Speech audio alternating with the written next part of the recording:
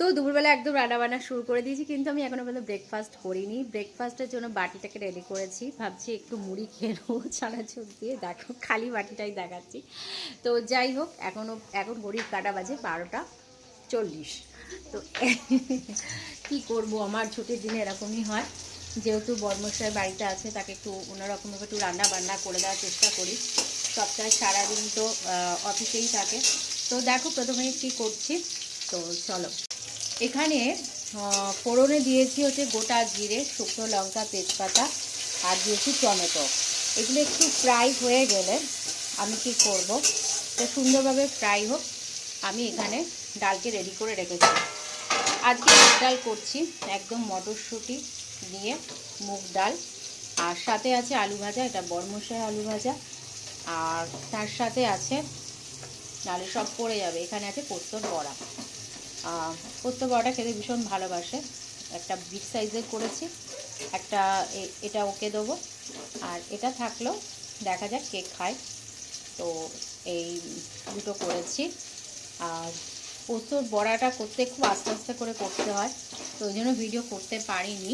যখন পোস্ত বড়াটা করতে হয় তখন মিক্সিতে নয়, একদম শিলনোড়ায় বেটে নিই ব্যাপারটাকে। তো যাই হোক, দেখো এখানে সুন্দর করে ফ্রাই হচ্ছে, আর সাথে রাখবো স্যালাড। আর আমি কালকে একটা চচ্চড়ি করে রেখেছিলাম, সেই চচ্চড়িটাকে বের করে গরম করবো। আর এখানে টমেটোগুলোকে কেটে রেখেছি, চাটনি করব। আর স্যালাড তো হবেই। তো পুরোটা কমপ্লিট হোক, ভাত টাত সব, তারপর ভিডিওটাকে এন্ড করি দেখিয়ে। তার মাঝখানে আমি একটু ব্রেকফাস্ট করে নিই আর একটু চা খাবো। তো চলো এইটুকু। এই দেখো স্যালাডের জন্য আর একটু দেখিয়ে দিই, এই যেগুলো বের করে রেখেছি এখন কাটাকুটি হবে। আর ধনে পাতাটাকে জলের মধ্যে ভিজিয়ে রেখেছি ভালো করে। ডালটাকে ফোড়ন দিই, আমি এখন অল্প একটু কিছু খেয়ে নেবো, অল্প করেই খাবো, না খেলেও হয়, তো খেতে হবে একটু অল্প কিছু। চলো দেখো এখানে ভাত হচ্ছে, একদম বড় হাঁড়িতে বসিয়েছি, যেহেতু আজকাল দুদিনের মতন ভাত করে রাখছি, যেহেতু কালকে সোমবার, আবার বড়মশাই ছুটি আছে।